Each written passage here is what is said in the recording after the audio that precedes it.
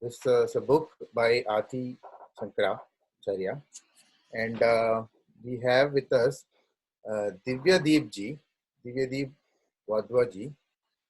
I will give a short introduction of Divya ji.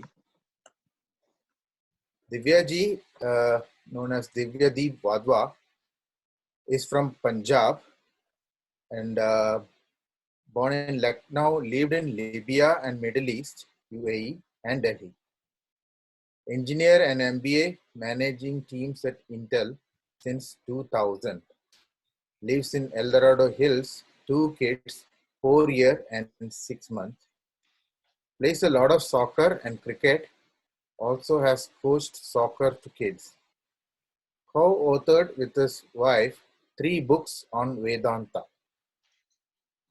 He was committee member of Intel India Association as monthly newsletter editor for 6 years. Now over to Divya ji. So we will do one thing. We will start reading till 4:25. Then we'll give 5 minutes Q&A. 5 to 10 minutes of Q&A. Over to Divya ji. Thank you, Sandeep ji. Aparokshanubhuti, intimate experience of reality. So for some of you, some of the words and or concepts might be new. So I will try to keep it simple. And I'd be more than happy to talk afterwards in a one-on-one if needed. So outline of the book will spend 3 to 4 minutes. Some concepts from the book, 4 minutes. Some of the examples that the text uses. This is the key aspect, 9 minutes. What typical doubts could be of a typical seeker. This is a survey of some questions that a typical seeker would ask for a minute. And a run through of the various verses summary. And the goal for the audience is for everyone to have an exposure to and appreciation of the knowledge contained in the Upanishads and Vedas. Now, high-level outline of the book. Now, Aparokshanubhuti, what does it mean? It means absolutely direct experience, not second-hand. And why I use the word absolute is important, and I'll explain shortly. And Anubhuti means experience. So, meaning that the experience is not derived from anything. Usually, any experience that we have requires an experiencer, an object that is experienced, and the means of experience. And these three exist to form any experience, such as standing and seeing a tree. Tree is the object that you experience. Your eyes are used as a medium and a process, and you, who is the human body mind, is actually seeing. And this in any normal experience requires a medium.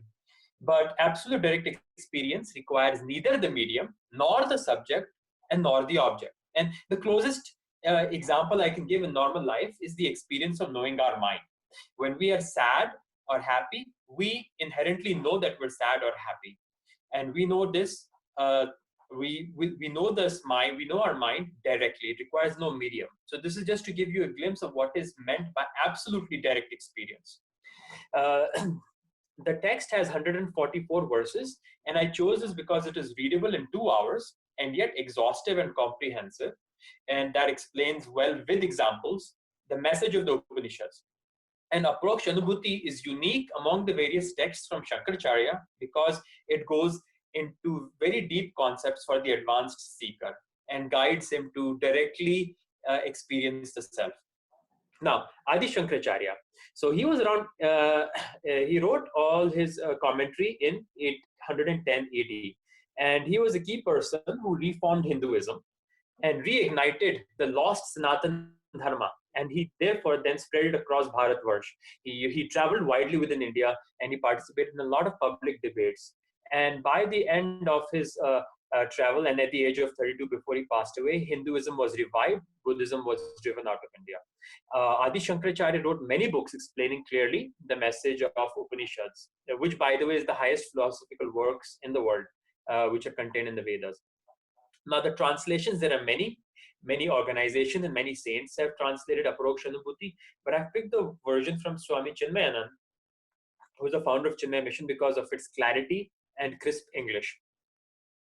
It's also important to understand that this text comes under the Advaita Vedanta of family. And Advaita in its pristine and unadulterated version, Vedanta is actually known as Advaita Vedanta, and it refers to the non-dualistic school. In other words, the absence of duality between the subject and the object.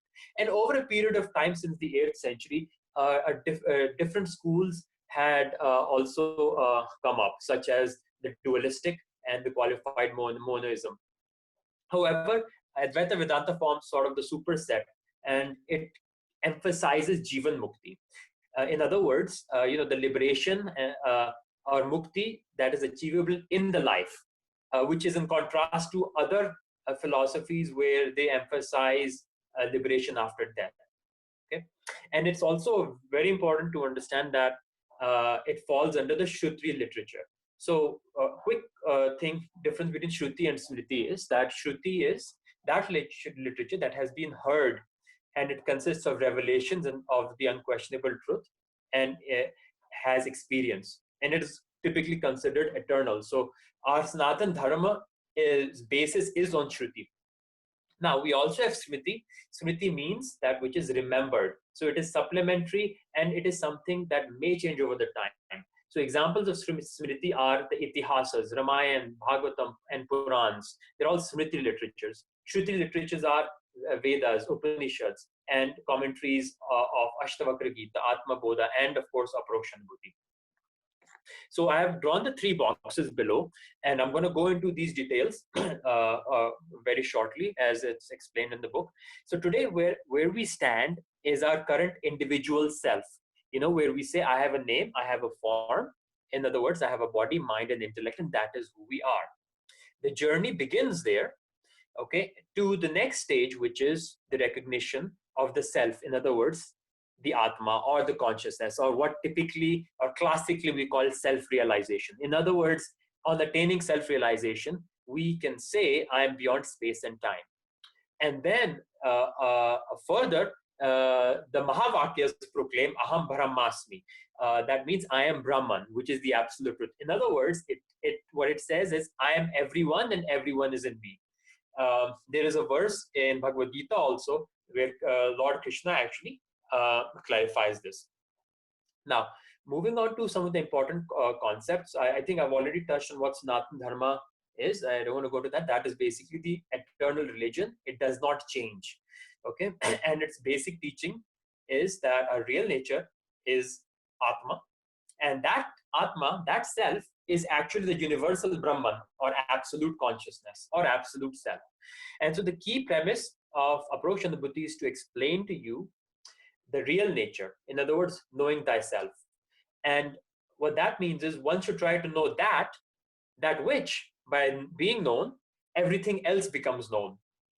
And simple steps are outlined in the text to recognize your true self.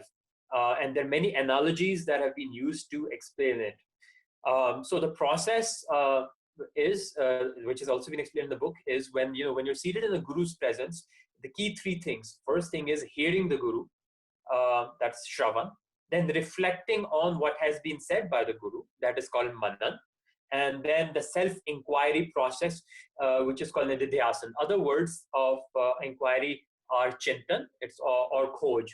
Basically trying to understand your true self through logic, through examples and practices. So these are the key steps. Now, one of the methods, and there are a few methods, but one of the methods is called Neti process, which essentially translates to not this, not that. In other words, I am not this body, I'm not the mind. And to kind of reason why with your own self, why you're not the body, why you're not the mind. So this is a process, and it became more famous in the 20th century by Ramana Maharishi. And the whole idea is to comprehend the unchanging, eternal, omnipresent, and all-pervasive nature. In other words, you're beyond time and beyond space nature. And it's basically, the same as the Guru telling you that you are always, you are deathless, you are everywhere, and you are all, and all is you.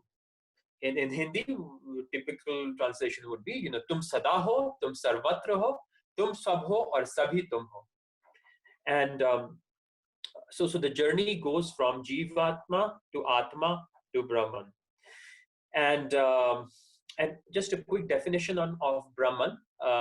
So Brahman is the infinite, immanent, unchanging reality, which is the foundation of everything including matter, energy, time, space, being, and everything in the cosmos, right?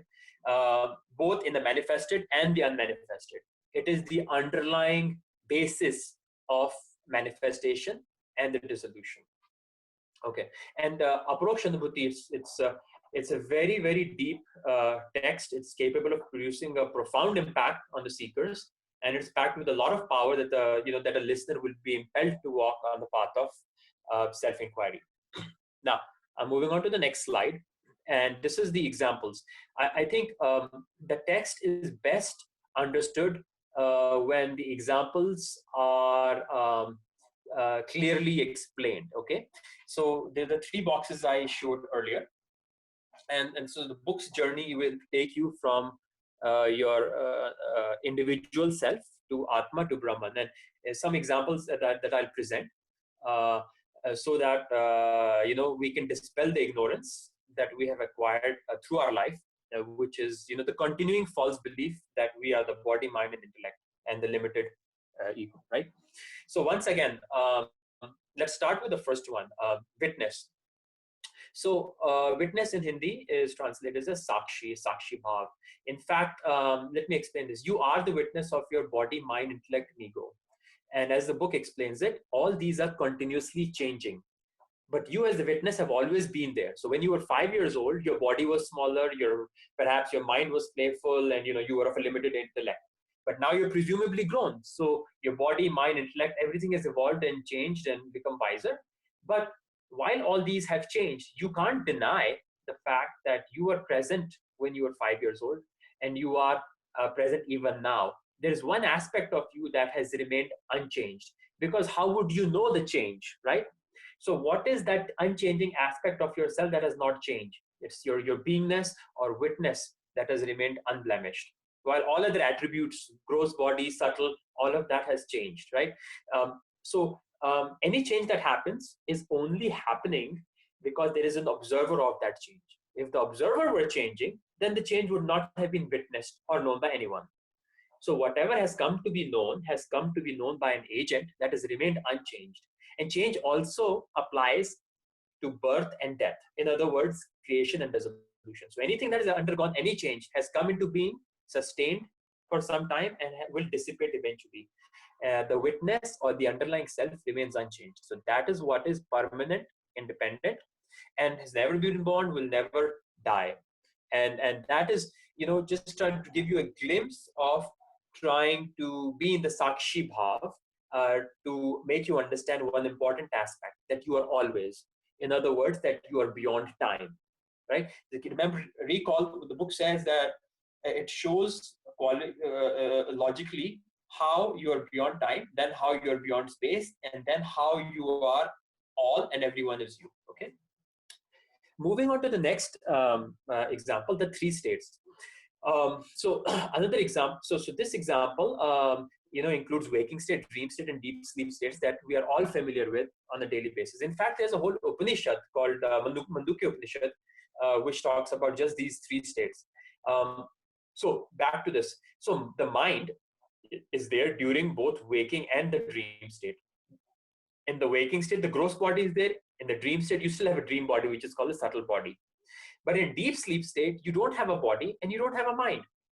So when you wake up from a good night's sleep, you often claim that you had a good night's sleep. In other words, a deep sleep or a dreamless sleep. And the fact that you can proclaim that means that you were present even in the deep sleep where there was no body and mind. And each of these states sees when the other one starts. So they're mutually exclusive states. And anything that is mutually exclusive is not existing throughout. You're not awake all throughout. You're not sleeping a deep sleep all throughout. You're not dreaming all throughout. They interchange, and so they're mutually exclusive. And they're not true in the sense that they don't permanently exist. The only truth that never ceases between and during these states is you. And the you I'm referring here is the Atma. And a further elaboration is that in a dream, there is a you and there are others in the world. All are only apparently real. So when the dreamer wakes up, the whole world is shattered and merged into the waking state. So this apparent separation that was created in your dream, when you had subdivided yourself as yourself and others in the world, all this duality within the dream eventually turned out to be only apparent. So when people say, oh, the world is an illusion or it's not true, I want to clarify how the book explains is that it is only apparent, apparently real. It's not absolutely real. So in your dream, you had pervaded the whole dream. You had subdivided yourself into yourself, others, and the whole world, right? And you continue to believe all the separation in the dream, but it only gets shattered when you wake up, right? Similarly, when you awaken to Atma Gyan, you will know that the waking world what you deemed yourself as separate entity was only an apparent one.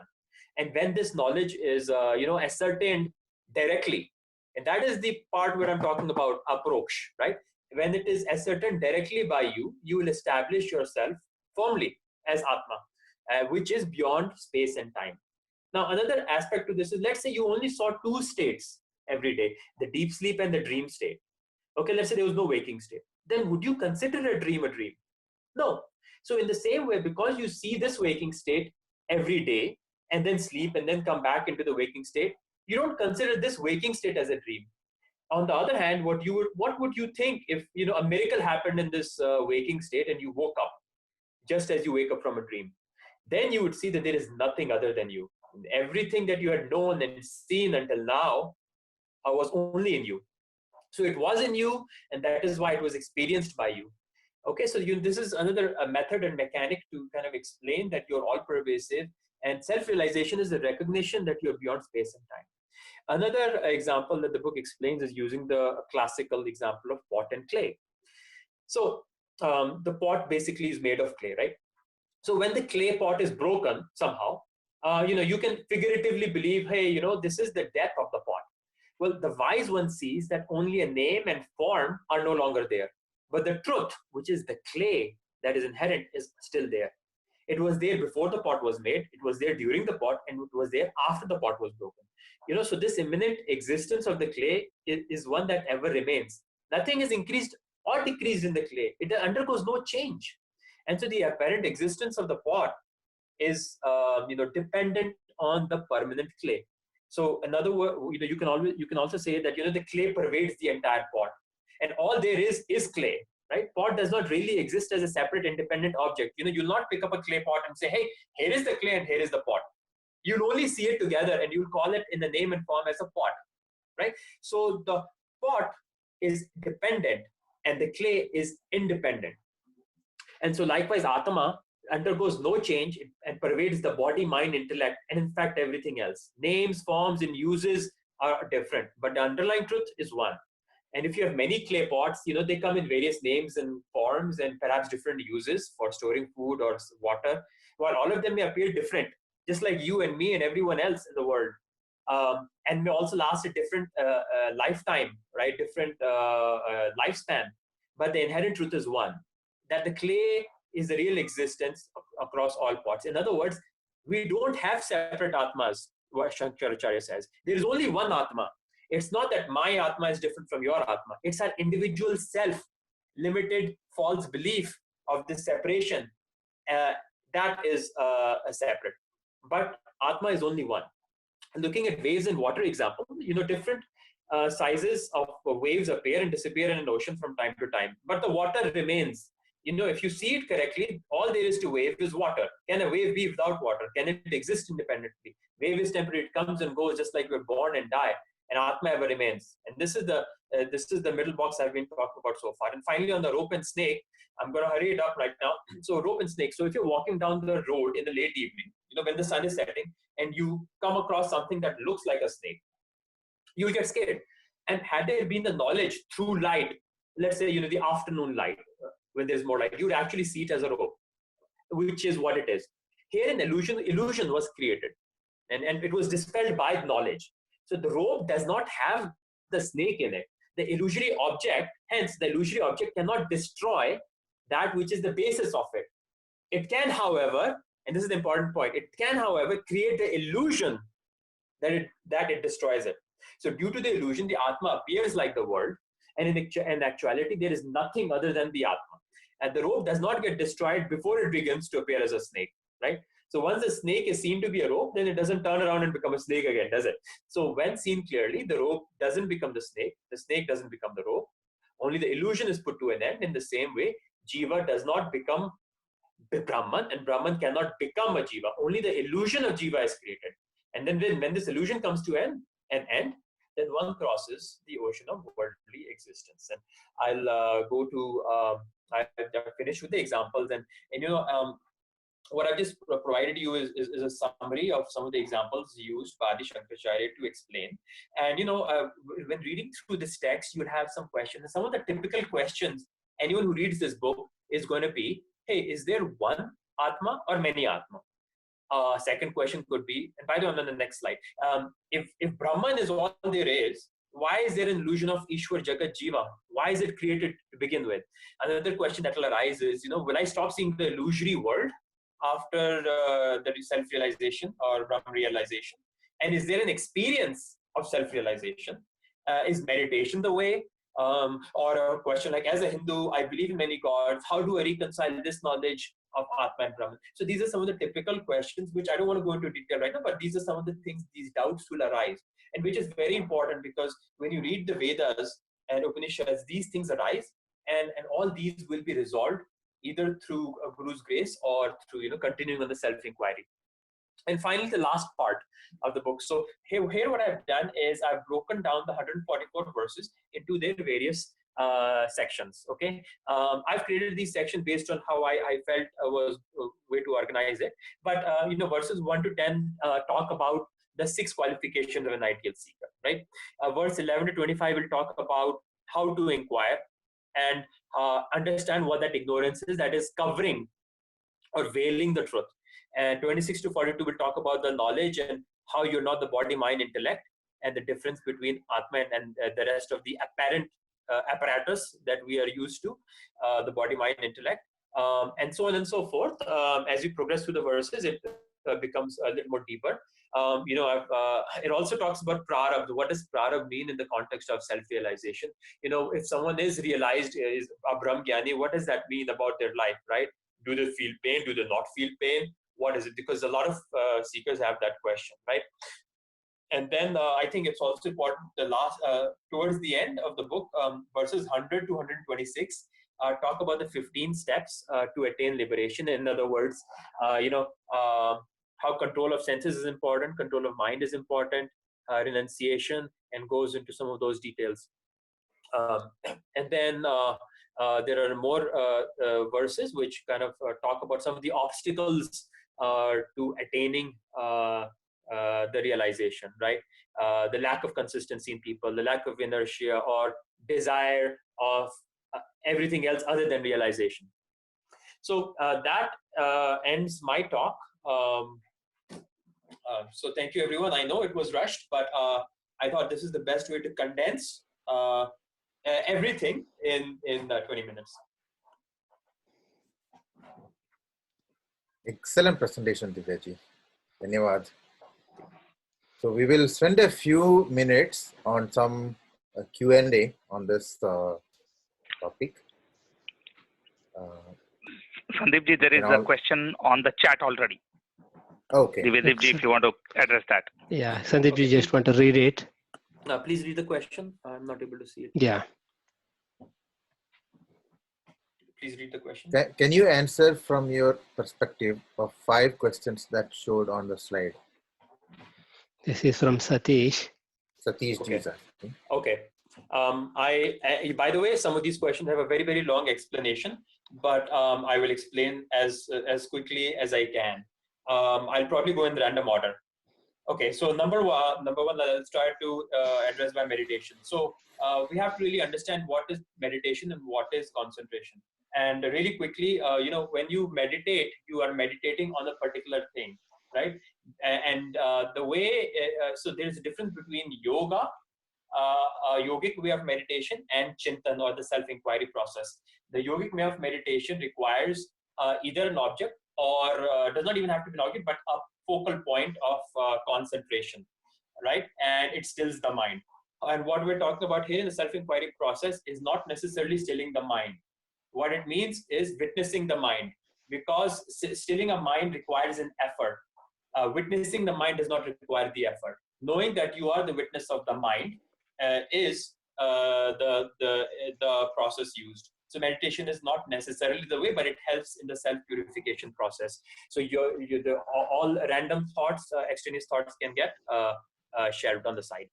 Next question, is there an experience of Brahm realization? The experience you have is only in self-realization, not in Brahm realization. Brahm realization is this final important click that happens after self-realization. In self-realization, the only experience that you will ever have is the knowing, inherent knowing, and I'm going to use English words to describe it, the inherent knowing that you are unchanging and you are always, right? So any experience, any worldly experience that you have, it does not mean that you will be not affected by it. You know, you have a mind, you have a body, you will feel the heat. A self-realized master will have those conditions, but will always be in witness. In other words, he'll be witnessing, and so that's the only experience. It's not a fabulous, miraculous experience where you see the light or anything like that. Next question is: will I stop seeing the illusory world? You will not see stop seeing the illusory world. The world will continue, but you would have recognized its transcendental reality. In other words, you see, our reality is based on three aspects. One is the dream type reality that we have, right? And then the other one is the transactional reality that we're living in right now in this world. And then the transcendental or absolute reality is a higher state of reality, but that does not mean that the lower state of reality does not exist. It exists, but it always keeps changing. If Brahman is there, why is the illusion of Ishwar, Jagat, Jiva created? This I want to address offline, because this is a long explanation. And there are many follow-up questions on this one, and also the first one. The first one I can easily explain, and in a simple answer: there is only one Atma. One who continues to believe that there are many waters is deluded. There is only one water for many waves. The water is only one. The clay is only one, right? And there are more. I can go into that deeper also, but that's a quick answer to that question. Another question is: as a Hindu, I believe in many gods. Yeah, so we have to understand how progressive and progressive, as well as how our religion progresses, right? From the object to the non-object to the subject, and then beyond the object-subject relationship, beyond the duality.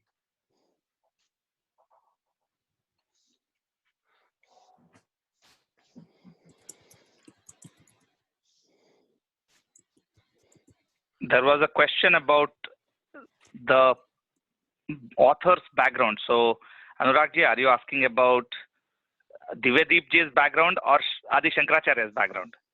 Or Swami Chinmayananda's background. Yes.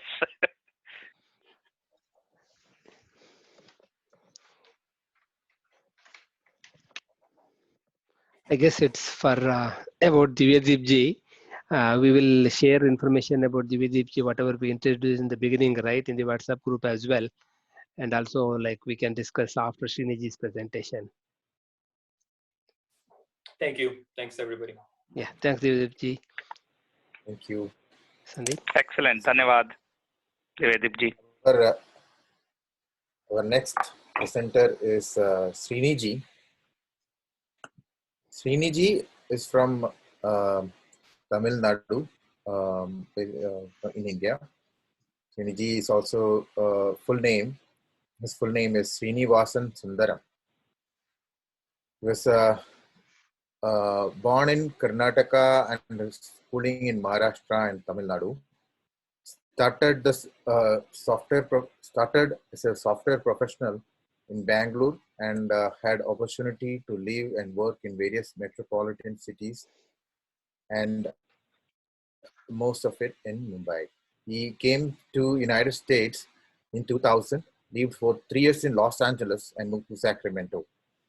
Now living in El Dorado Hills with wife Kala, daughter Sanjana, and 9th grader at Ponderosa High School. Apart from sports and travel, Sriniji loves partake in theater plays,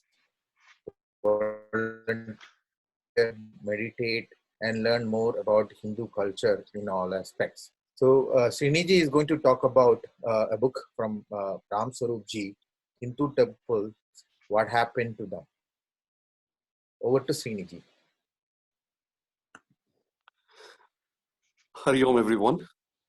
I'm very nervous after the first presentation. Can everyone hear me clearly? Yes, Yes, Yes, we can. Thank you. Thank you. Because with my nervousness and what they call a speaker's block, I wouldn't say writer's block. After the first presentation, I'm trying to speak very soft and mellowed, actually. Okay, that's one thing. And second thing, I didn't completely prepare all the slides. I've done what I could do, with a few slides I'm going to talk about, because that itself will be a lot of time will be consumed by that. Okay, now we'll go into this presentation. The presentation is about Hindu temples and what happened to them. And this was a book, it's an compilation of articles by Sita Ram Goel. And the book is over like 296 pages, basically. In that, Sita Ram Goel has compiled a lot of articles from various authors. Arun Shourie, 1 minute. Let me get a few more authors' names here. There are a bunch of authors that he has collected, which were there and published during in various dailies and weeklies and all in India, and he has put them together here. He has organized them into 3 sections, and the first section is about Islamic Iconoclasm. The second one is about the Rama Janmabhoomi evidence, and the third section is on the history versus casuistry, is what he is talking about. Now, the reason I purchased this book was to know, looking at the title, I was very impressed, Hindu temples, because I knew that there were many temples that existed in India long back.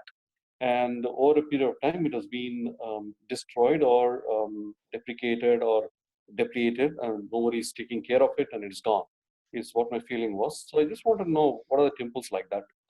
I didn't know that the Islamic invaders had, over a period of 1200 years, have destroyed a lot of these temples in thousands and thousands. And this book itself, I believe, is a small compilation, is what I'm told, because there are like around 80 pages, which is listing state-wise a large number of temples that has been destroyed and converted. When you say destroyed, what the Islamic rulers did essentially was they plundered the wealth, the gold and everything from the temple. They burned down all the scriptures and everything. They slaughtered and they killed the Brahmins and the priests running the temple. And they converted these temples to either mosque or idgah or mazars or dargahs. They converted them using the same materials that was used in the construction of the temple. Because the location of the temple was very nice. It was well located in a very raised land in a given city that people all could visit, because they always looked upon God in Hinduism. So the location was fantastic for them to do that. And so the Muslims said that, okay, we will, in the place of the temple, since large number of people are congregating there, we will convert them to the mosque. And once we have them in mosque, we can force them to get converted to Islam. Was one of the things that they were doing, the invaders are doing. So this book is listing, I'm not going to list all the temples because it's over 80 pages and there are more than 3,000 temples listed by state-wise, within that district-wise, and the temple which was converted to either masjid or dargah or what it is, and the name of the temple site is what this gives you. And of course, in each of these articles that, written by various people in this compilation, they do point out specific about the larger temples, like for example, the temple in Ayodhya, the temple in Somnath, the Qutub Minar or Qutub Bin, like that. They talk about specific ones which are, or the temples in Mathura, they talk about those being destroyed actually specifically in their articles. An example they're trying to give in various articles. So here, so this book is basically talking about the various facets of this issue. It is identifying a list of all the temples destroyed by the Islamic iconoclasm. And it also lists the time period when all these such destructions took place, the year 12, 14, whatever, from 1100. Basically, it started even from 750 AD all the way to 1799, when Tipu Sultan, that is 1800, when Tipu Sultan was finally, captured by the British people. He was killed or captured, and his kingdom was eliminated. So it's such a long period of history that we are seeing here.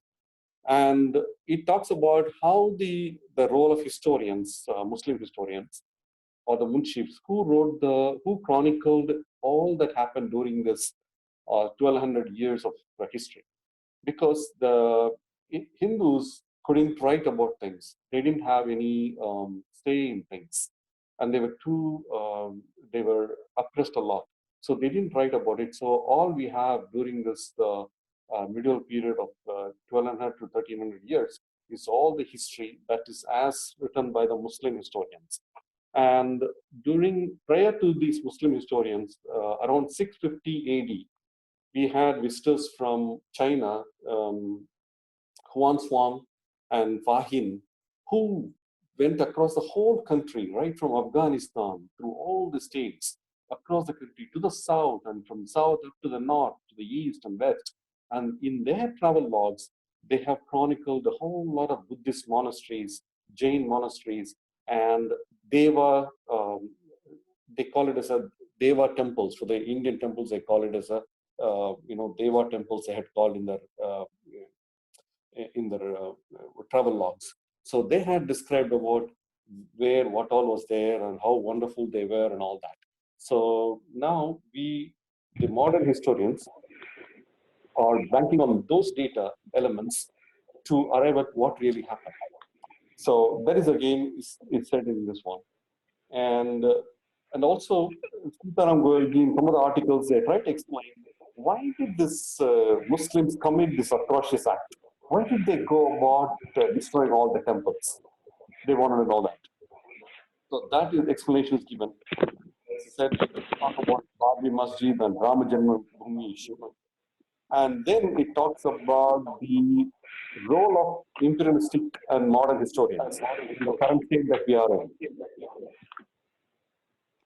There's a lot of echoing actually. Okay, Sriniji, are you sharing the slides? Because we can still see just the first slide, which is the title slide. Yes, I'm still on the first slide only. Okay. Sorry about that, because I didn't even go through this whole thing, and I was explaining that. But the next one will go very fast on it. So I'm seeing only the first slide here. So okay, we'll move to the second slide. That's what I was talking about. The timeline for Muslim invasion was 650 AD to 1799 AD. Including the Tipu Sultan's rule. Then 1800, he was kind of, British had already taken him over actually. So that's the timeline that we're talking about in here. And during this time, there was an all-round destruction of the Hindu temples. And the Muslim historians thought that it was a pious act to go ahead and destroy the Hindu temples. And they hailed it actually. They wrote beautiful praising poetry on those praising poetries on those Muslim rulers who went about doing this act actually. And then the thing is, and now one of the things is they have in this book, in one of the chapters, he talks about an evidence from Maulana Hakim Syed Abdul Hai. There are a ton of such names, Muslim names. I can't recall every one of them, ton of them. And he's a rector at the Natwatul Ulama of Lucknow, and he talks about 7 mosques seven mosques of Hindustan, and how, from where they originated. That's what he talks about in his book. And that is one of the first books that has been cited as a evidence to show that how the temples were destroyed by Islamic rulers. So that's one of the things, that's what the book, in the first chapter, he talks about that. And the mosque that he's talking about, 7 of the mosques that he's talking about are the Kawat al-Islam Mosque, the mosque at Jawanpur, the mosque at Qanaj, the Jami Masjid at Etawah, Babri Masjid at Ayodhya, and mosques of Alamgir, which is one in Banaras and one in Mathura.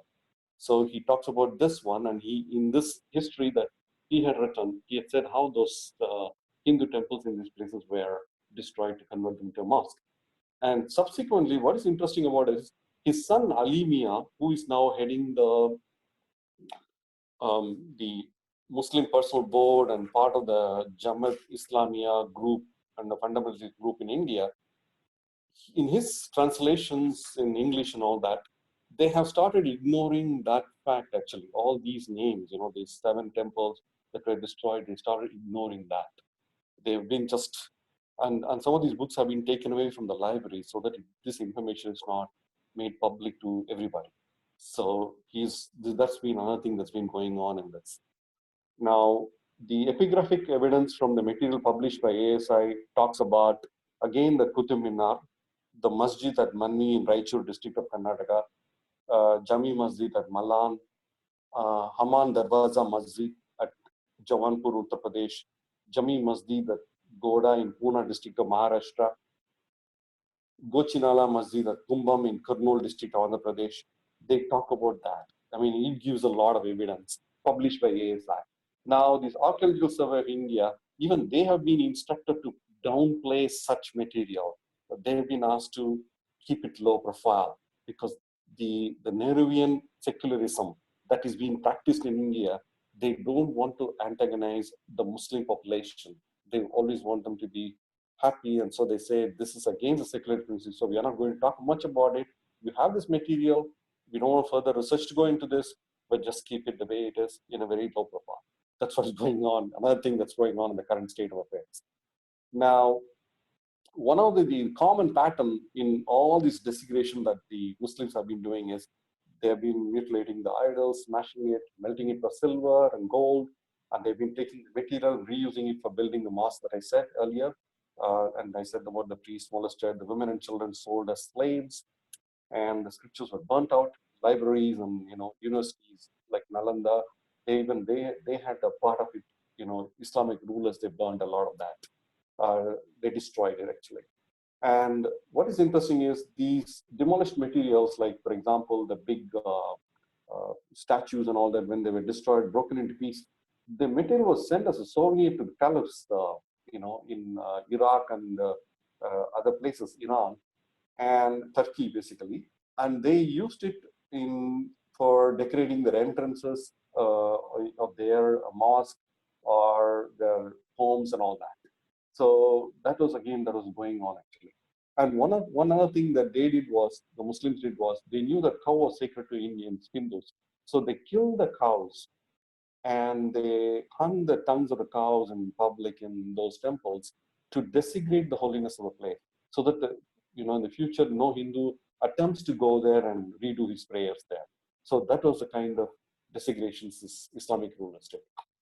Okay, now the third, as I said, the third point that I was talking on the first slide is, why did the Islamic invaders destroy the Hindu temples?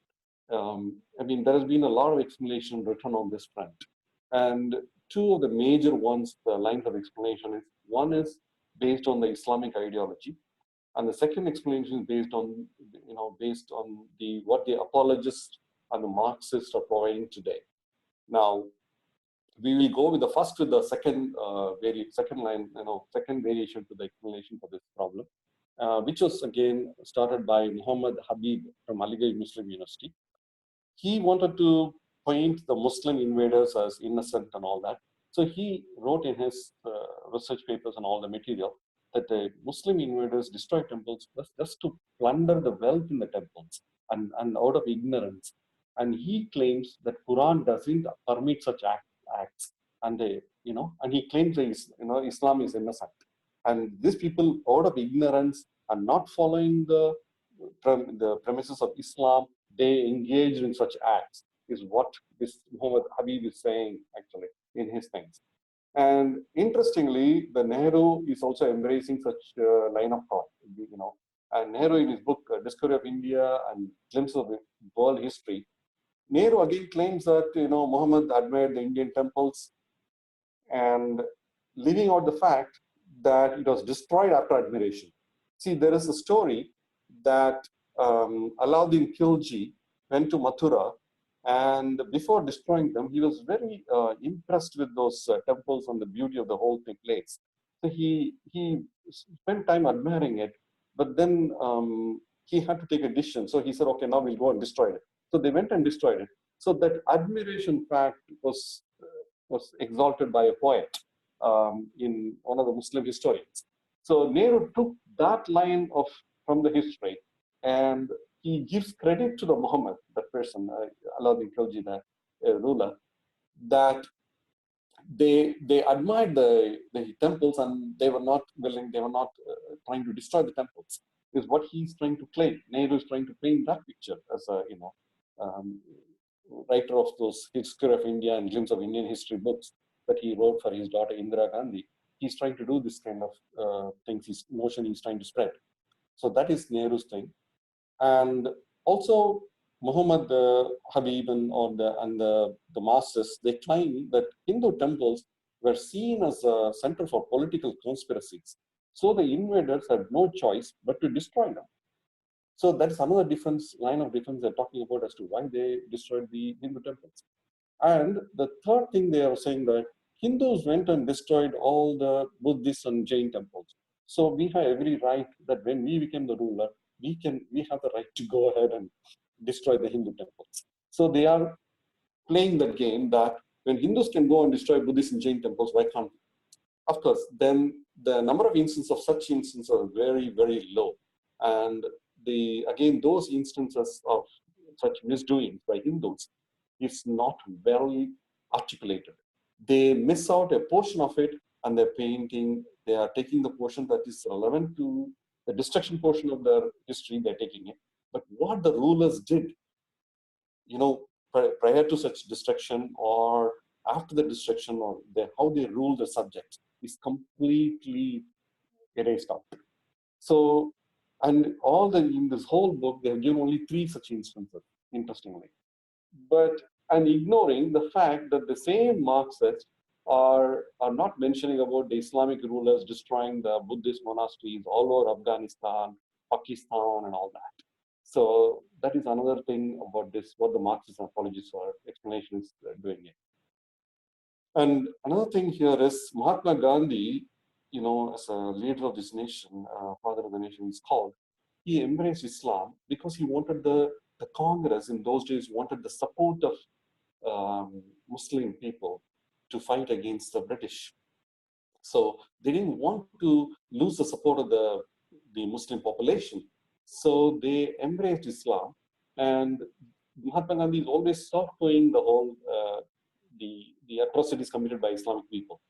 He says that Islam is a religion at its infancy and is still in the process of interpretation. So anything can be done. That means all he's saying is the religion is still coming up. So it's a little baby, so the baby can commit any number of mistakes, and it doesn't matter.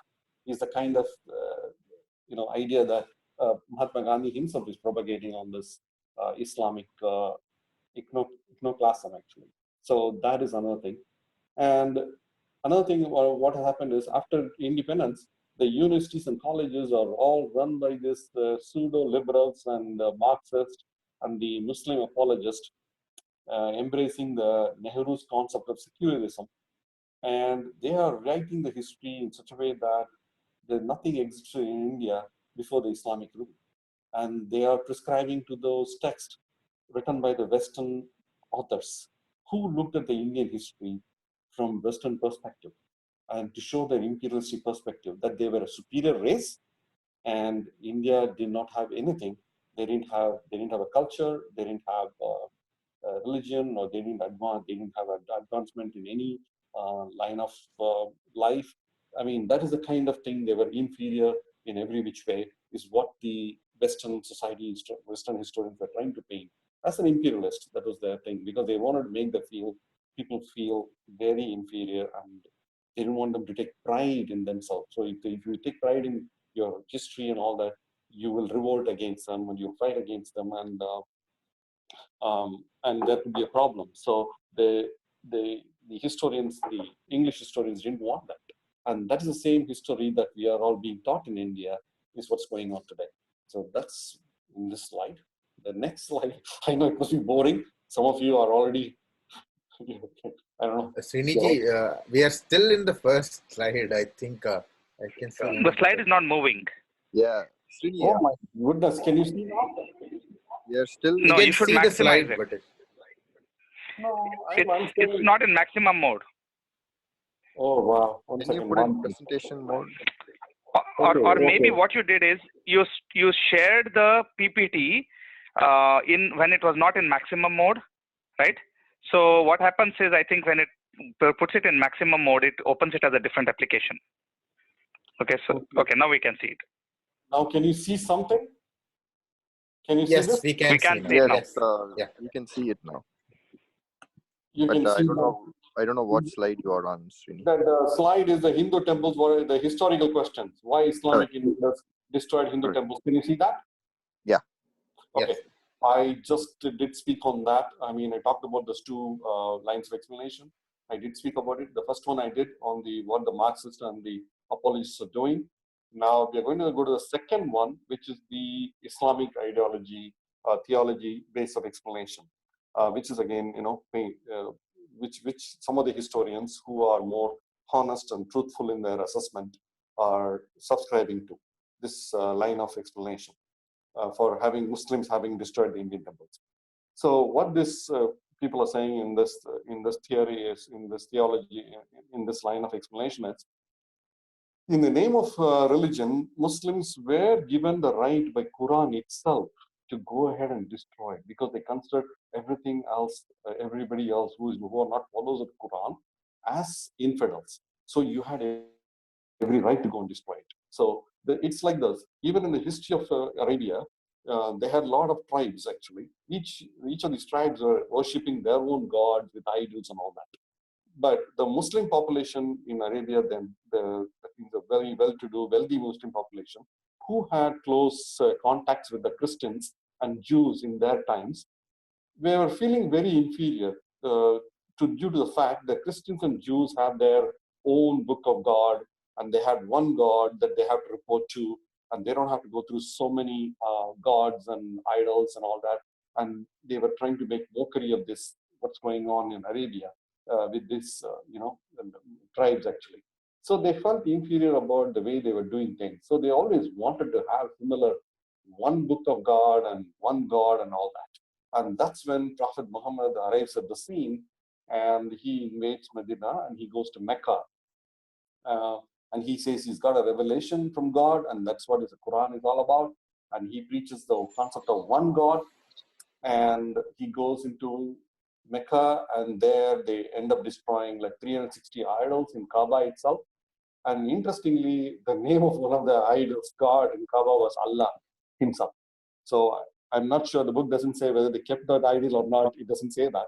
But Sriniji, yeah. Sriniji, we have 4 minutes left. We can quickly wind up and then open for question and answers. Oh, okay.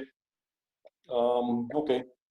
So, okay. So so coming back to the thing is, the Islamic, the reason why the Islamic invaders did was is basically because of their religion, because of their religious faith told them to do it. It is nothing to do with them being ignorant about things, or not knowing things, or it is their base of religion. That's what drew them to do what they did. So, and as a policy, they felt that if they don't destroy these temples, they thought that the people that they're ruling would not conform to their ways and Shariat law. So they had to destroy the basis of that. And that's the basis would come by destroying the temples. And that's what the Islamic people did. So that's about it, I think. Yeah, that's about it. Okay, I finished. Thank you very much, Sriniji. Oh no, it was an excellent presentation again. I don't know, but we can open it for questions and answers. Yeah, Sandeep Ji, this is Prabhakar. Okay. Prabhakar ji, Namaste. So I see here two problems. One is, yes, definitely the Islamic invaders wanted to demolish and they want to pursue what they wanted to. That is number one problem. We all agree. But the other major important problem, what I see is, okay, Sriniji mentioned Gandhiji's name and Nehruji's name. Okay. Apart from that, I believe there should have been many, many leaders who knows about all these very, nasty things or very, very things happening. And what was controlling them, and how was those people controlled, at least for not speaking about that in the later stages after, say, independence or whatever? See, a good question. That's what the time and again the book says. The Nehruvian influence was so high.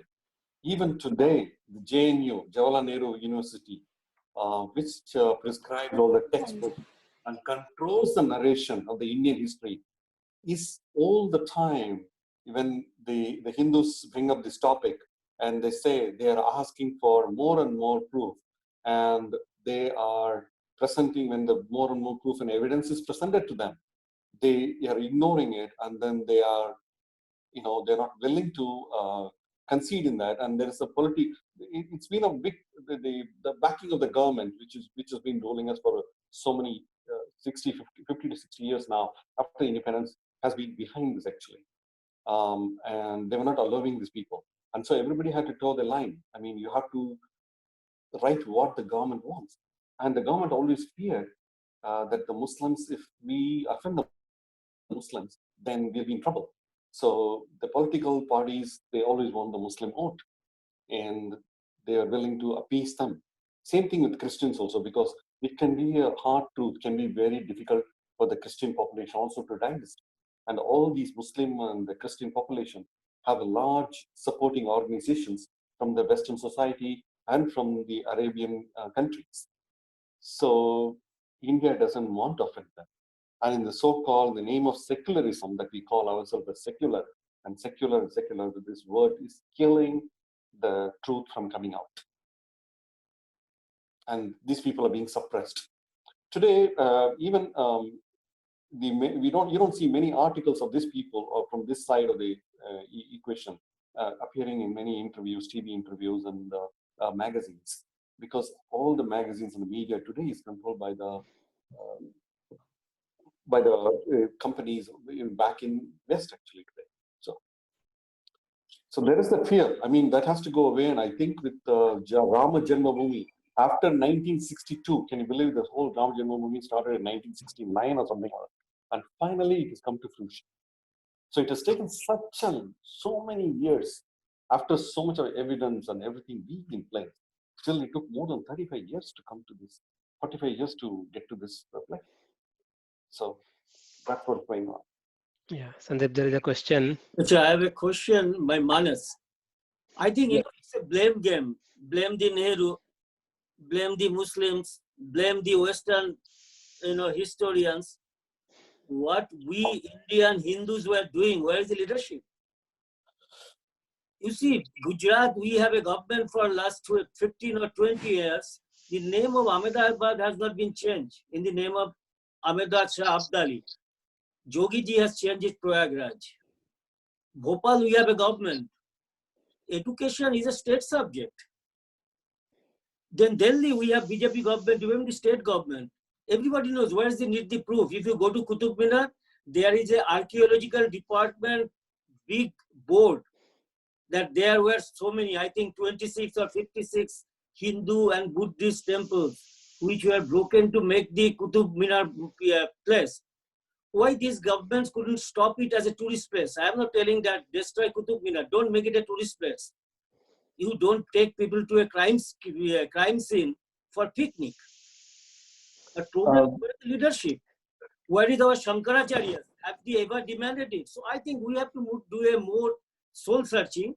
One good thing I'll show in the camera, you might be knowing it, the Hindu Sanghati of West Bengal.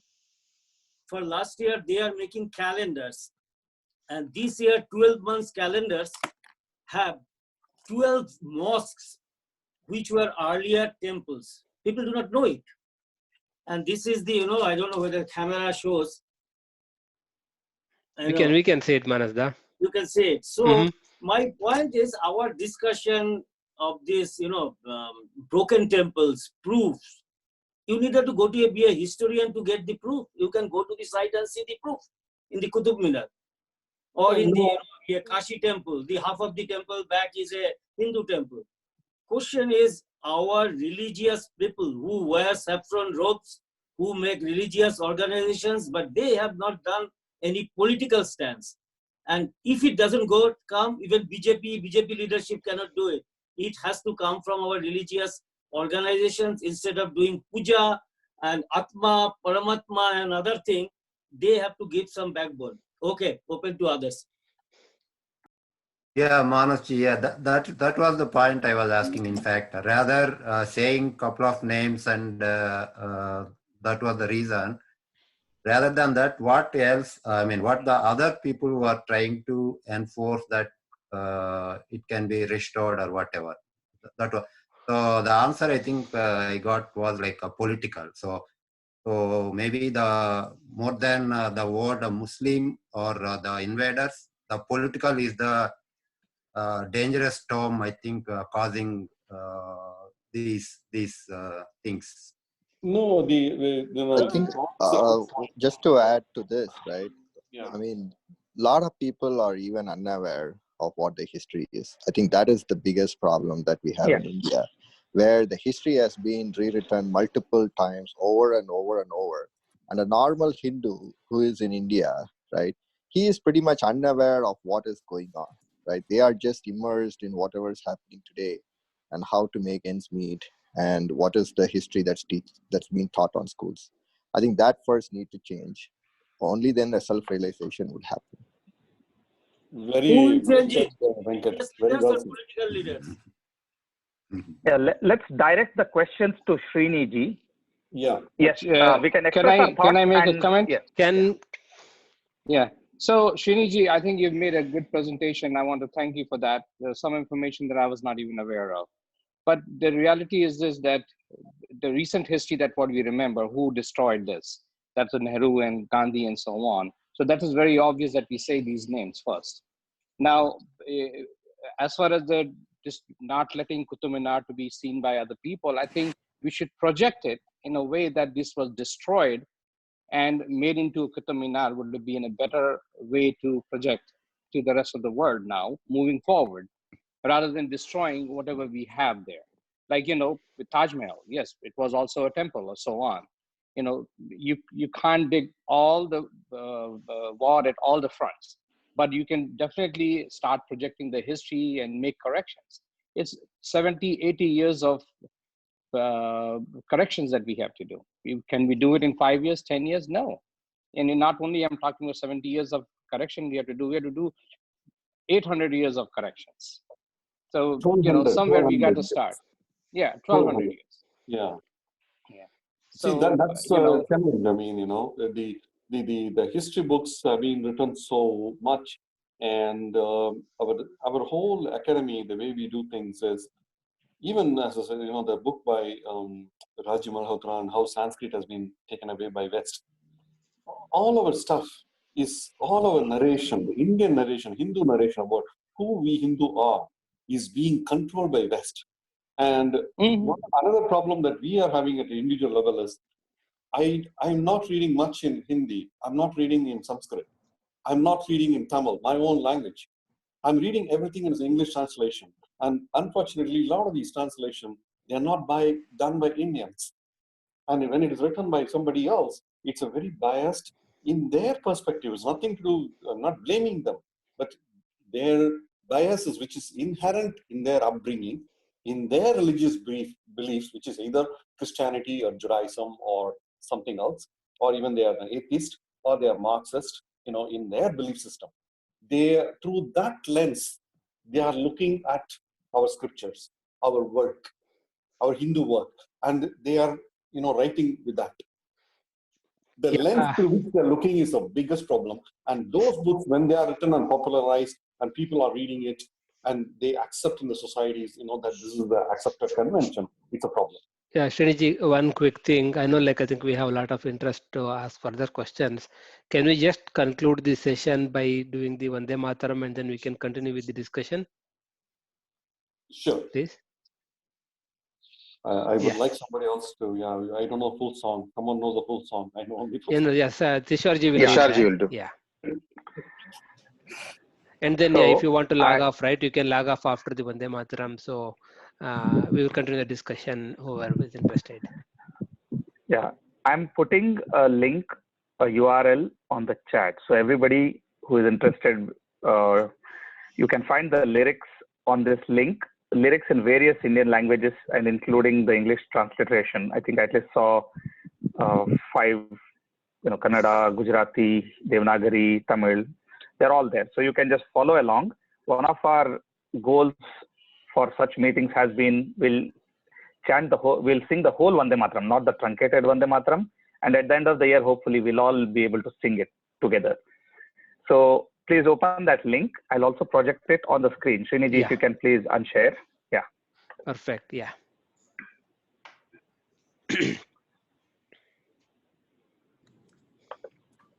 Prabhakarji, attention. Okay. Tell me when you all can see the screen. Yeah. I'm projecting the Devanagari, but there are many other languages if you just scroll down on that link. One of the things with Zoom is the audio sync makes it very chaotic. So what we'll do is I'll mute everybody. Yeah, that will be better. So when we are all muted, I'll try to be the lead and follow both. So, but you please sing along so that at the end of the year, we are able to actually sing it together. How do I find all the participants here? Okay, give me a sec. I need to unshare.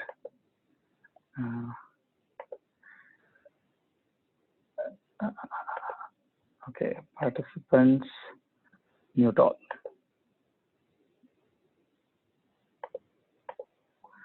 I will unmute you all after the entire song ends.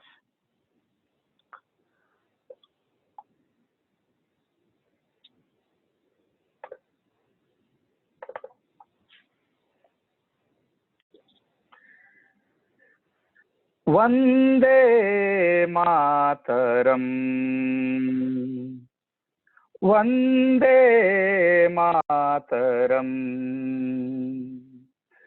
Sujalam Sufalam Malayaj Shitalam, Sujalam Sufalam Malayaj Shitalam, Sasya Shamalam Mataram, Sasya Shamalam Mataram, Vande Mataram, Vande Mataram. Shubhra Jyotsnam Pulakitayaminim, Shubhra Jyotsnam Pulakitayaminim, Pullakusumita Dhrumadala Shobhinim, Pullakusumita Dhrumadala Shobhinim, Suhasinim Sumadhura Bhashinim, Suhasinim Sumadhura Bhashinim, Sukhadam Varadam Mataram, Sukhadam Varadam Mataram, Vande Mataram, Vande Mataram. Koti Koti Kantha I need to clear my voice. कोटि कोटि कंठ कल कल निनाद कराले, कोटि कोटि कंठ कल कल निनाद कराले, कोटि कोटि भुजै धृत कर करवाले, कोटि कोटि भुजै धृत कर करवाले, के बले माँ तुम्ही अबले, के बले माँ तुम्ही अबले, बहुबलधारिणी नमामि तारिणी, बहुबलधारिणी नमामि तारिणी, रिपुदलवारिणी मातरम, रिपुदलवारिणी मातरम, वंदे मातरम, वंदे मातरम। तुम्ही विद्या तुम्ही धर्म, तुम्ही विद्या तुम्ही धर्म, तुम्ही हृदय तुम्ही मर्म, तुम्ही हृदय तुम्ही मर्म, त्वं हि प्राणा शरीरे, त्वं हि प्राणा शरीरे, बाहुते तुम्ही मा शक्ती, बाहुते तुम्ही मा शक्ती, हृदये तुम्ही मा भक्ती, हृदये तुम्ही मा भक्ती, तोमर ई प्रतिमा गडी मंदिरे, तोमर ई प्रतिमा गडी मंदिरे, मंदिरे, वंदे मातरम, वंदे मातरम। त्वं हि दुर्गा दश प्रहरण धारिणी, त्वं हि दुर्गा दश प्रहरण धारिणी, कमला कमल दल विहारिणी, कमला कमल दल विहारिणी, वाणी विद्यादायिनी, वाणी विद्यादायिनी, नमामि त्वां नमामि कमलां, नमामि त्वां नमामि कमलां, अमलां अतुलां सुजलां सुफलां मातरम्, अमलां अतुलां सुजलां सुफलां मातरम्, वंदे मातरम्, वंदे मातरम्। श्यामलां सरलां सुस्मितां भूषितां, श्यामलां सरलां सुस्मितां भूषितां, धरणीं भरणीं मातरम्, धरणीं भरणीं मातरम्, वंदे मातरम्, वंदे मातरम्। भारत माता की जय। Excellent. Everyone is unmuted.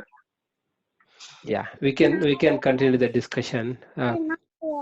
Thank you, Tusharji. I never know that real Vande Mataram is such a long. I know only the first stanza. That's what I have been told. In fact, Prabhakarji, in fact, we should have a session on this. There is a book.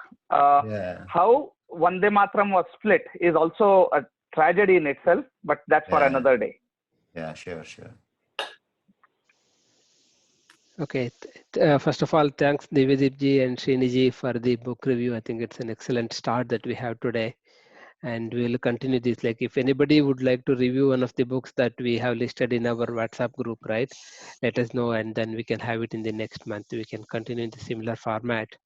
But yeah, please reach out to one of us, maybe Sandeep, me, or any of the admins in the group, right? We can do that. Even Srini will be leading that effort, reaching out to the people. And I think he has already posted one of the book in the WhatsApp group that we can take up and then we can do as a next book review. I think we can open up for the discussion if you have anything, right? We can continue. If we can all turn on the video, and I think that will be good to see everybody's face. I see Manasta, Sriniji, yeah, Alakji, Praveen. We have one highly liberal secularist here, Shyam Shia. He is Sandeepji. Then we have Madiji, then Ishanji. Okay, awesome. So, Venuji, maybe before everybody logs off, because not everybody was present that day, we should still do a quick round of books that we recommend for this session or do you have it handy, of the series. Yeah, yes, Ji, I have it here. I do have one question to Srini. You mentioned that there are 360 idols were there in the Kaaba. The one idol was still there. So, is there anything mentioned in the book about that? Nothing of that. No, they have not said what it is. But they were saying that one of the idol name was Allah, and it was one of the primary gods, or one of the the bigger gods, like how you have Shiva in a temple. You have Shiva and other things, and Shiva is always the superpower, or a Vishnu or a Brahma. I mean, one is the leader of the pack. Like that, Allah was the leader of the pack in those idols. Is what I would say. This is what that book mentions. It's very interesting. It doesn't say now what is currently there, because currently the Kaaba, no one can enter other than the first family of the Emir of Saudi Arabia. That place can only do that. Their only family can go to inside the Kaaba. Rest of the people can go only around it.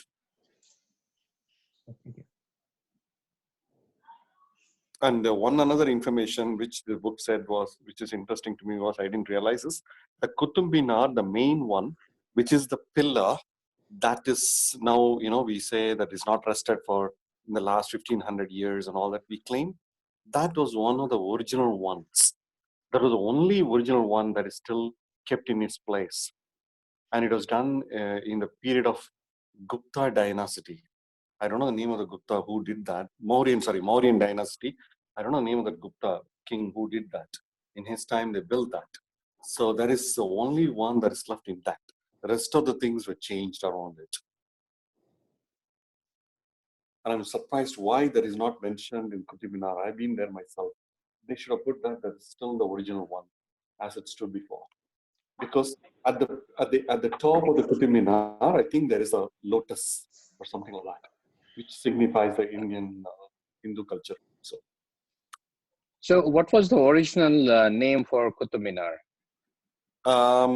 Good question. Let me look at the book. Yes, maybe it mentions that. Sorry, I'm not very well read. So if I ask questions, like you, everybody. don't laugh at me. This book is very good. That's really good question. Good to know.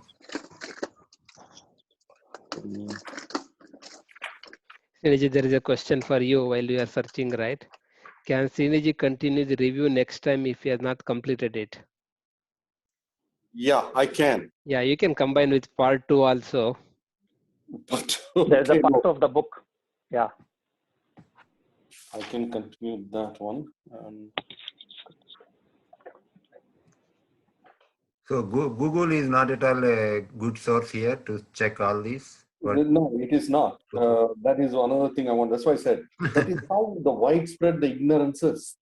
How much these people are controlling the media and the narration. That's what time and again I feel all the time. And we are fighting that. And that's another reason why I want us to read in Hindi. I want us to read in Sanskrit, our original work, so that we know that we are not going to be biased. At least to that extent, we will be very fair in what we read and what we share. So, 1 second.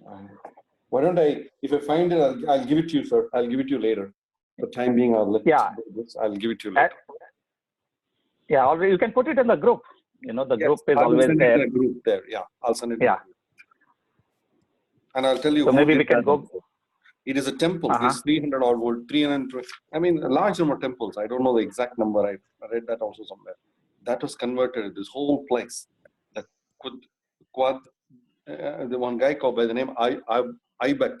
He was a slave to Gori. Muhammad Gori.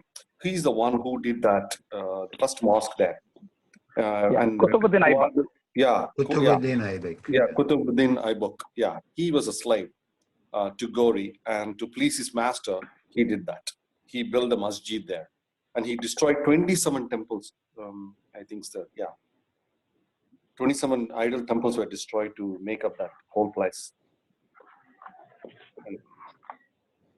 And I think the temples were Krishna temples. I think were devotion of Vaishnava temples. I think it is. So it was built by Prithviraj. That's what I see here. Prithviraj. Yeah.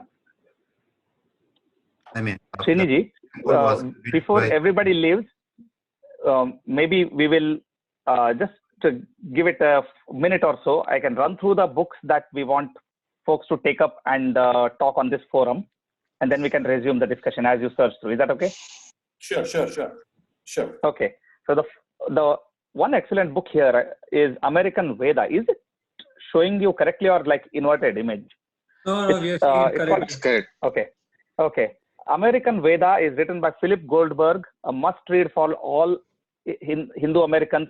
You will be mightily proud to know the kind of contributions Hindu thought and the Hindu civilization has made on modern America. You will be shocked if you don't know this. It's really you will be very happy to read through this. Very quick read, very easy read. So please, we want somebody to pick this up and talk about it. American Veda by Philip Goldberg.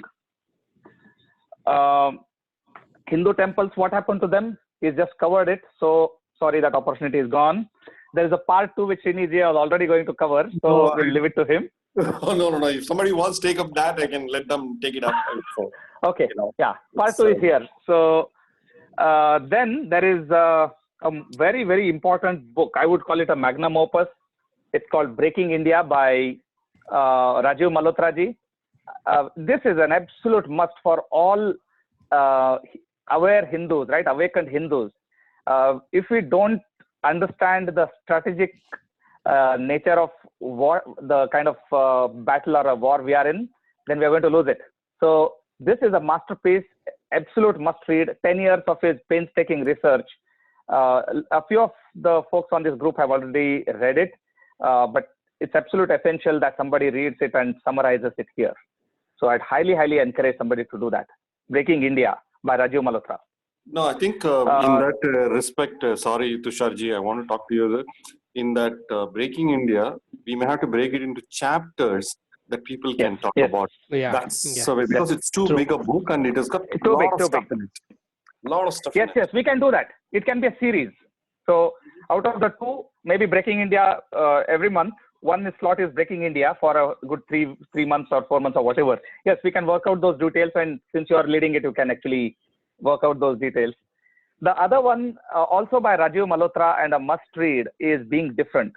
We have no idea what is special about Hinduism, right? What we have contributed, what do we have that nobody else in the whole world has? So absolute must for every awakened Hindu. And if one is not an awakened Hindu, they should read it to become awakened. So that's that. Then there is this book called What is Hinduism? A Guide for the Global Mind. This is by David Frawley, who takes the Hindu name of Vamadeva Shastriji. Nobody converted him. He converted himself.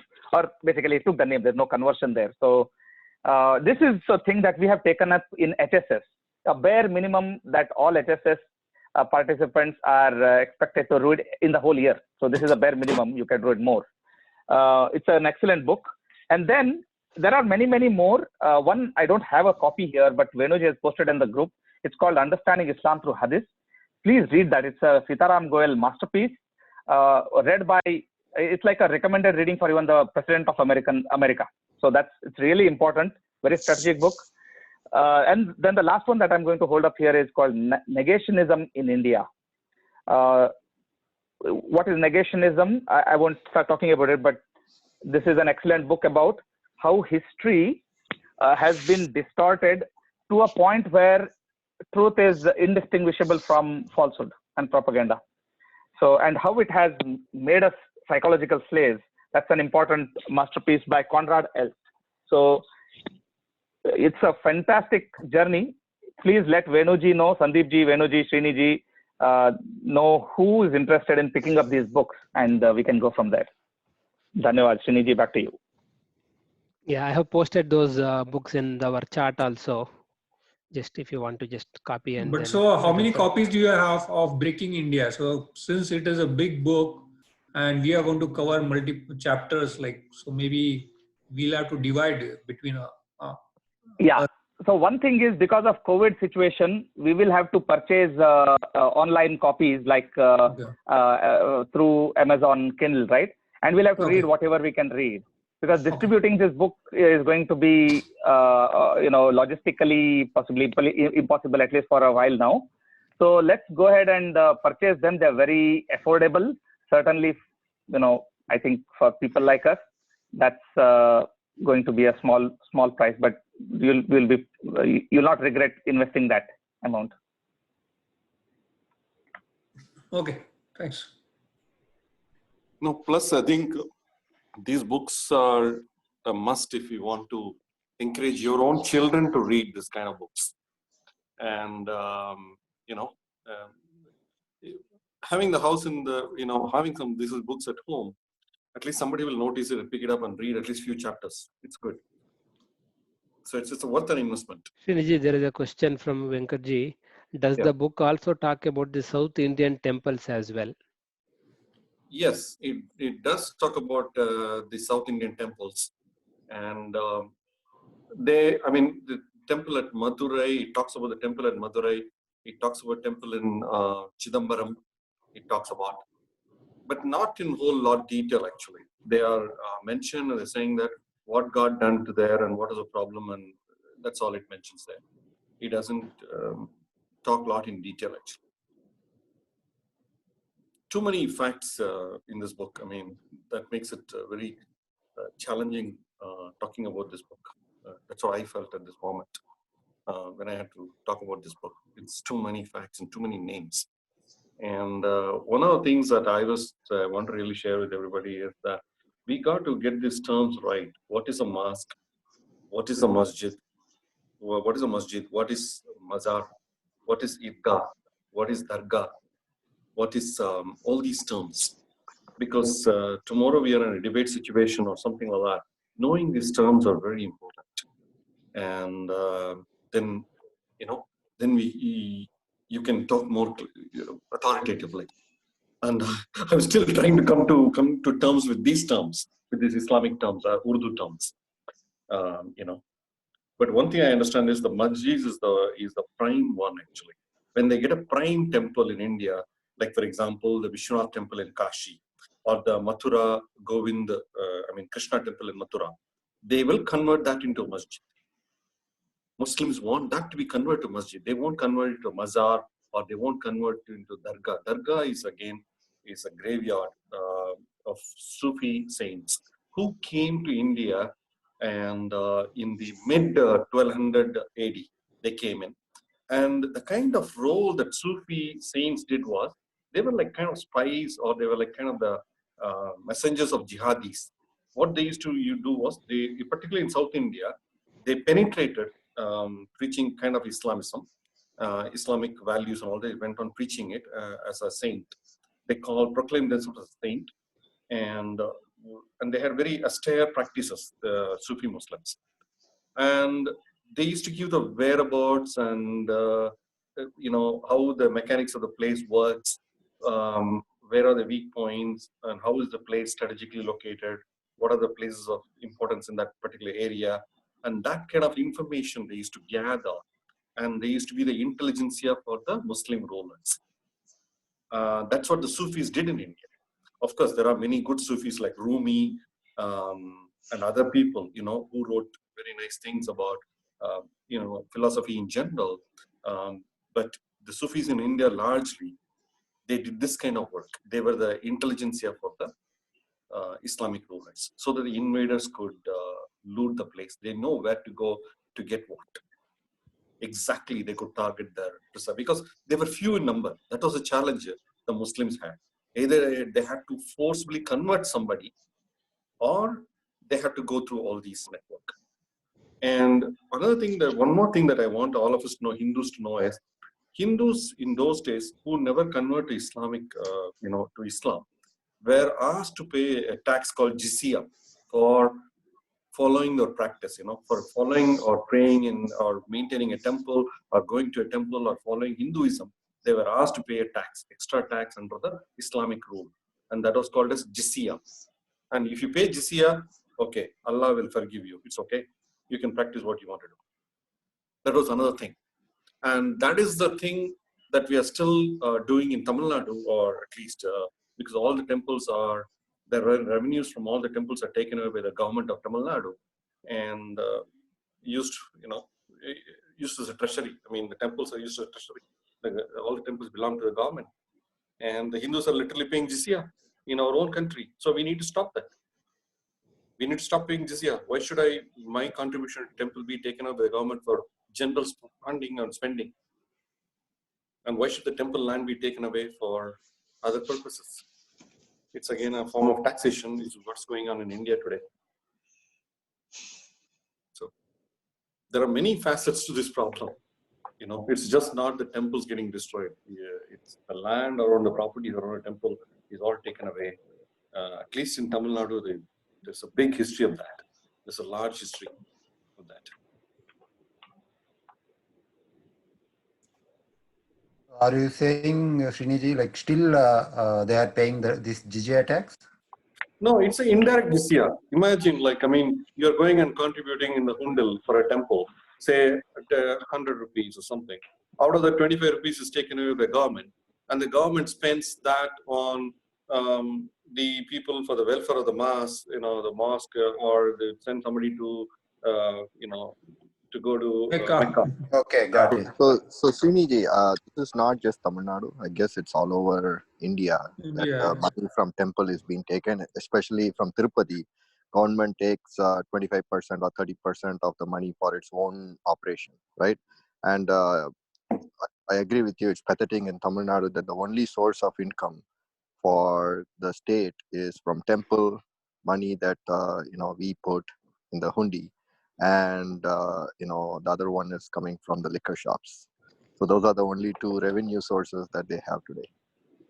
No, but they don't do this for the Islamic mosque. They don't take any money from the Islamic mosque. They don't take any money from the churches in India. And the churches... Actually, the government pays the salary to all these imams. Yeah, so that's very unfair. That's what is going on today. Even that is again has to be, but all this requires a very concerted effort, a lot of funding, a lot of like-minded people, which I think is beginning to, sprout all over the place. And they call us all as a Hindutva, or they call us a Hindu chauvinist, or whatever they call us by names. I don't mind whatever being called, but I want us to pursue the truth and do things the right way, fix the things so that they are in order. They are not biased, they are impartial, and yeah. So that's my personal take to the whole thing. So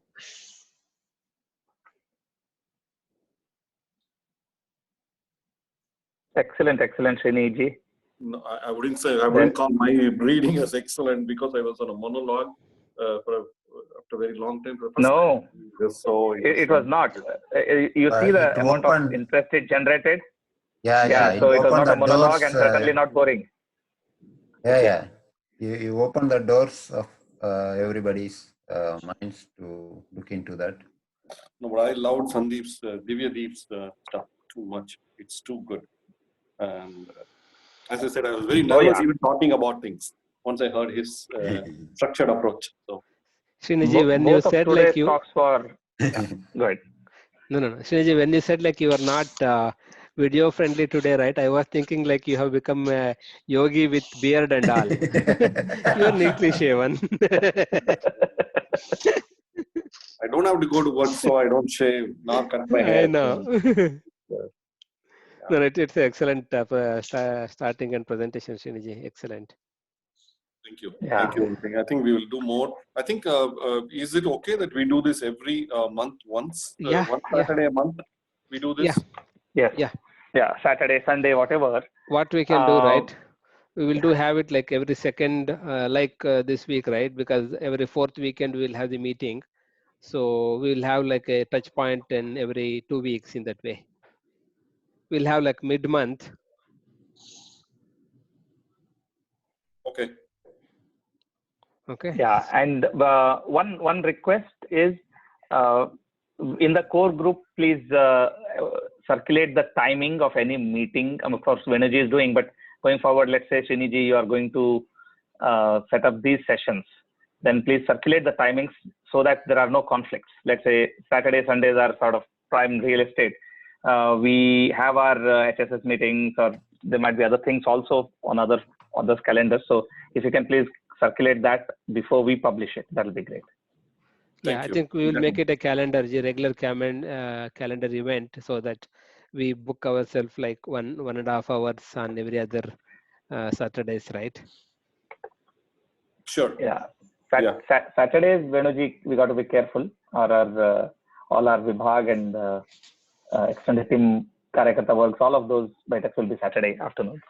So. Okay, sorry, Sunday. We think our core team meeting is every fourth Sunday of the month, right? Yeah. One more thing. In the invitation, I don't remember whether it was mentioned both topics, because it was triggering me about destroying of the temples, and from the beginning of the session I was in full confusion mode whether I read this in this meeting, or luckily half the way I reached there. Oh, okay, yeah. So let me quickly check one thing. Give me 1 second. Yeah, it was there. So no, I'm checking if Prabhakarji is in the VandeMataram group. You are in the VandeMataram group, and there both of them have given the summary of what they are going to talk, right? Okay. Yeah. Yeah. You might have just seen my summary when I sent the meeting agenda. Right? Correct. Yeah. Just want to make sure. Yeah. Yes. Yeah, then it was my fault. No problem.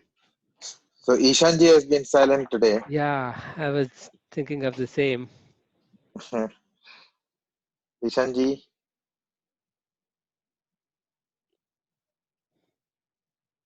Maybe I think he's off. Anuragji is also silently listening.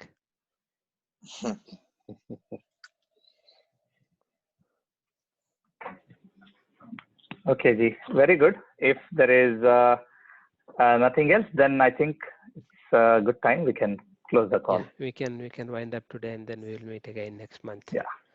Thank you. Namaste. So nice to be with you all. Namaste. Thank you, guys. Yeah, thanks everyone.